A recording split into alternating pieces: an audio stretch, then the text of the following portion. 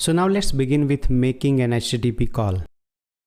First thing I need to mention here is that we do not have any REST API, or we are not making it either. Then how are we going to check the HTTP calls? So we have a JSON placeholder website. Let me open the JSON placeholder site.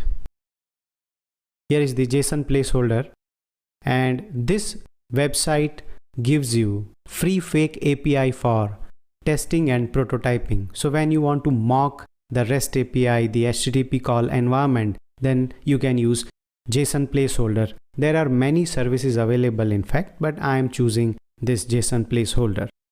Also, the API endpoints I am going to use are to-dos and users. So we'll try to fetch the users and to-dos data in our React application. If I click here on users, you see that there is an ID, name, username, email, and the address data.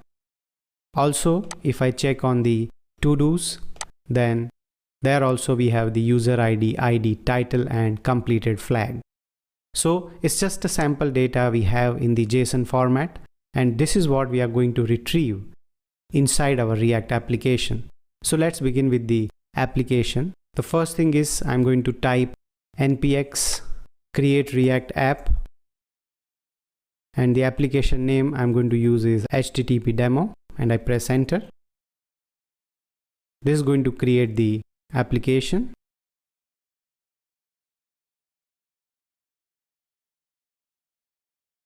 Alright, so now we are ready with the boilerplate code.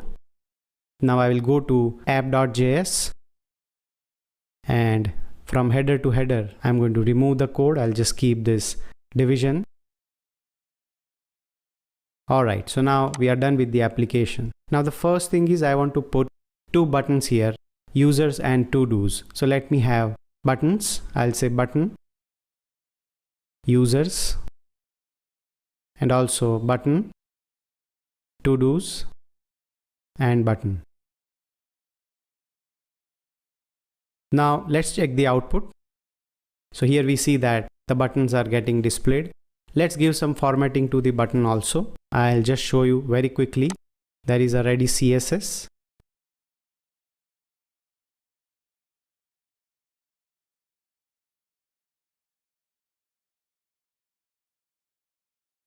So I'm going to give height, width, the font size, color, the background color, and margin. Now let me just save this, and let me also put one more division before these buttons. So I'll say division, and I just give a class name here, top bar, and this class I am creating again here.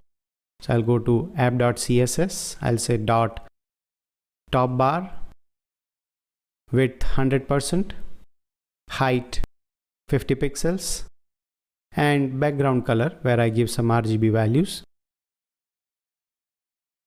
Let's just save this and check the output once again. Now on click of users and on click of to-dos, we want to fetch the data. So let's do that. I'm going to create a function. I'll say const fetch users. Now I'm going to use the fetch API in it.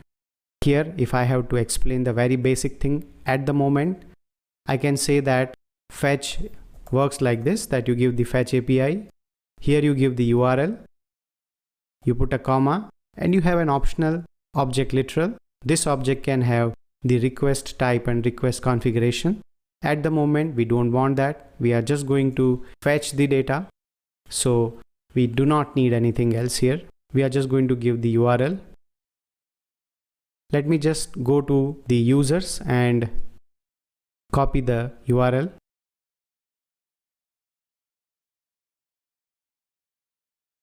Let me just paste this here. Now this is going to return the promise.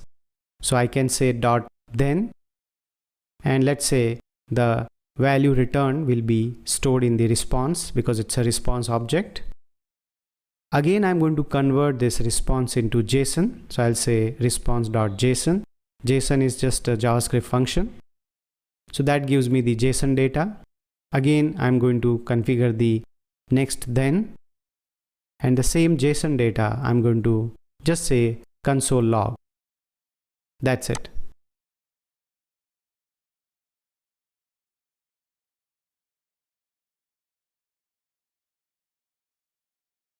Let me just save this and let me check the output first. So let me just click on the users, and you see that there are 10 records. If I expand it, we have the ID, name, username, and the email and the address as well. So this user thing is configured. So the same thing we can apply to to-dos as well. So let me go back to the coding. I'm going to configure the fetch to-dos function. Inside this, I'll just say fetch, and in the single quotes, let me go to the JSON placeholder.